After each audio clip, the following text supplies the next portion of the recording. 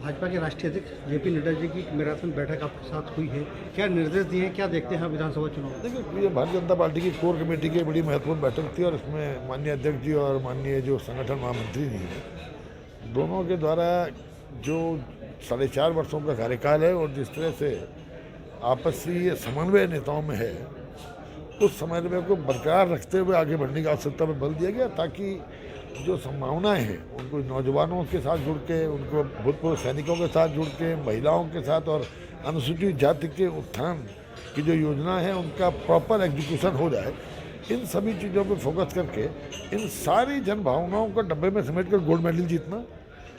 Sir, चूँकि आपकी सरकार रही, आप पार्टी के प्रदेश प्रवक्ता भी हैं, तो कौन सी उपलब्धियां आप जनता को भी सबसे ज़्यादा महत्वपूर्ण मानते देखिए, हैं? एक उपलब्धि हो तो एक बोले, सैकड़ों उपलब्धियां हैं। अगर मैं आपको गिनाना शुरू करूं, मसलन कृषि के क्षेत्र में हमने 100 से ज़्यादा रिफॉर्म्स किए। अटल आयुष्मान योजना ला करके हमने इस राज्य के हर नागरिक को सुरक्षित करने का काम किया।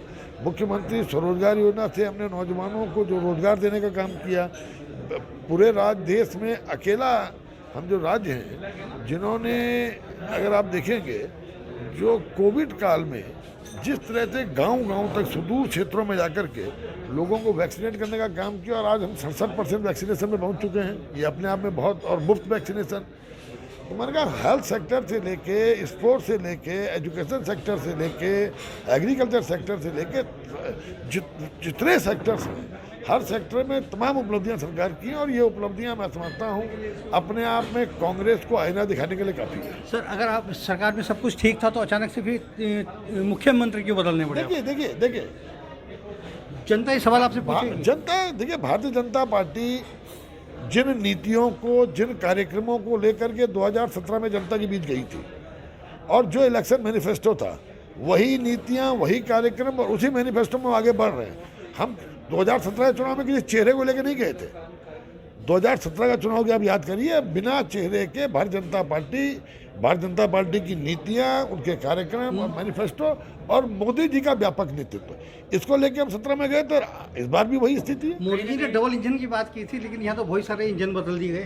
देखिए, डबल इंजन का मतलब यह था कि राज्य सरकार से के मैनिफेस्टो के अतिरिक्त जो भारत सरकार का, जिस तरह से एक ही दल की सरकार थी, भारत सरकार से जो सुविधाएं मिलेंगी, ये डबल इंजन की तरह गाड़ी दौड़ेगी। विकास करो, दौड़ी है। 22,000 करोड़ का, चाहे ऑल वेदर रोड की बात आप करें, चाहे रेलवे के प्रोजेक्ट की बात करें, चाहे आयुष्मान से लेकर के प्रधानमंत्री सड़क योजना की बात करें, इन तमाम योजनाओं में डबल इंजन का फायदा हमारे राज्य को। आपको लगता है कि कुंभ काल को लेके जो सरकार के डबल निर्णय रहे, पहले कुंभ होना था, फिर नहीं होना था, और फिर आरटीपीसीआर जांच का? देखिए, परिस्थितियां दोनों बार अलग अलग थी। एक परिस्थिति ऐसी थी जिस समय कोविड का प्रथम फेज पीक पे था,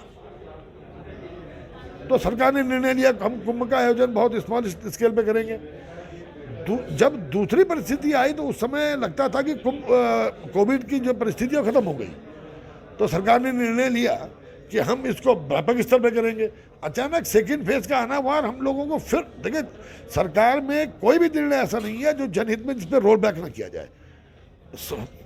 लोकतंत्र की खूबसूरती यही है कि अगर आपने कोई निर्णय ले लिया और उस निर्णय पर आपको लगता है कि इसका व्यापक इम्पैक्ट जो है जनहित में नहीं है, तो उसको वापस लेने में कोई शर्म की बात नहीं होती। आपकी जब सरकार बनी 55,000 करोड़ का कर्ज था, आज 86,600 करोड़ का कर्ज है।